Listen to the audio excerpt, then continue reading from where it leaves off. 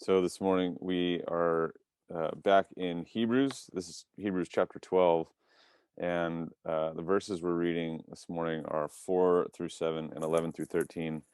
And the real, it's a topic that everyone loves to talk about, and that's discipline. And, I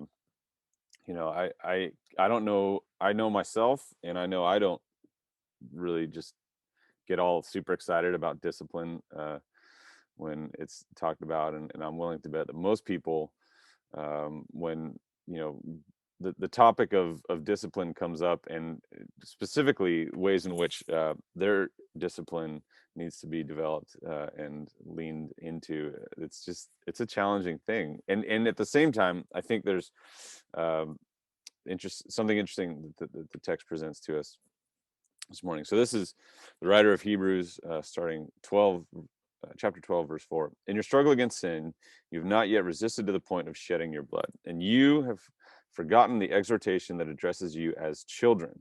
My child, do not regard lightly the discipline of the Lord, or lose heart when you are punished by him. For the Lord disciplines those whom he loves, and he chastises every child whom he accepts. Endure trials for the sake of discipline. God is treating you as children. For what child is there whom a parent does not discipline? And it continues 11 through 13. Now, discipline always seems painful rather than pleasant at the time, but later it yields the peaceful fruit of righteousness to those who have been trained by it. Therefore, lift your drooping hands and strengthen your weak knees and make straight paths for your feet, so that what is lame may not be put out of joint, but rather be healed. So I think there's just an interesting invitation here to see discipline not as a kind of top down, angry, kind of like vengeful, hate filled authority figure here, but to see discipline as an invitation to experience challenge for the sake of yielding fruit, right? There's in 11, there's that reminder that discipline always seems painful rather than pleasant at the time, but what happens, of course, later, it yields the peaceful fruit of righteousness to those who've been trained by it. So, and if you think of a time or a season in your life where you are in an extended season of discipline, maybe it was learning how to play a sport, or training for a certain athletic thing. Maybe it was education, higher education. Maybe it was college or graduate school, or even getting or a specific training in a trade school. Could have been job training with something. The first week or two of a new job, oh man, that's a lot of discipline required to learn something new. Or maybe it's even longer than that, learning to play a musical instrument, having to go and sit down and develop the discipline of all the scales and technique, and or even just growing up. Everyone ever has had a parent, and there's discipline brought by the parent, and there's this sort of season of always being challenged, but the challenge that comes from that leads toward transformation, right? Discipline is always challenging, but it's also transforming, and it needs to be understood that the transformation is for the sake of becoming a practitioner. I think that's the thing that we need to recover and celebrate this morning. That discipline is meant to lead us toward practice, toward embodying, toward actually doing the things that we're being disciplined into. So, if your discipline is within the context of playing a sport, you do all the drills, you do all the repetition of whatever it is, so that you can go and in the game or in the competition, in the race, whatever it is, you can go and do the thing that you have been disciplined to do. If it's education, you're learning various things to implement knowledge in maybe a job or a career or just life in general. You're developing the capacity for critical thinking, and learning how to think well, and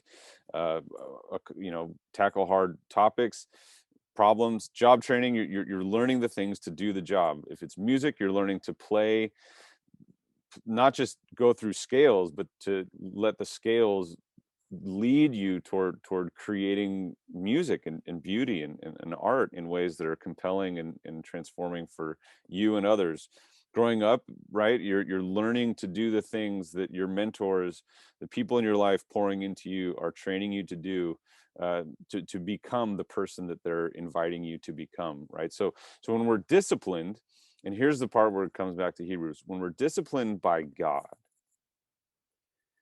when we receive discipline from God, from the Lord himself, right? The question is, what kind of practitioner are we being formed into? If God is disciplining us, what's the practice he's leading us into? What is the practice? What is, if the discipline we receive from God is this sort of, it's our practice time, it's our learning our scales, it's our doing the drills, it's our corrective rebuke from, uh, the question is, what are we meant to be formed into? What is the practitioner that God is inviting us to become? I'm so glad you asked.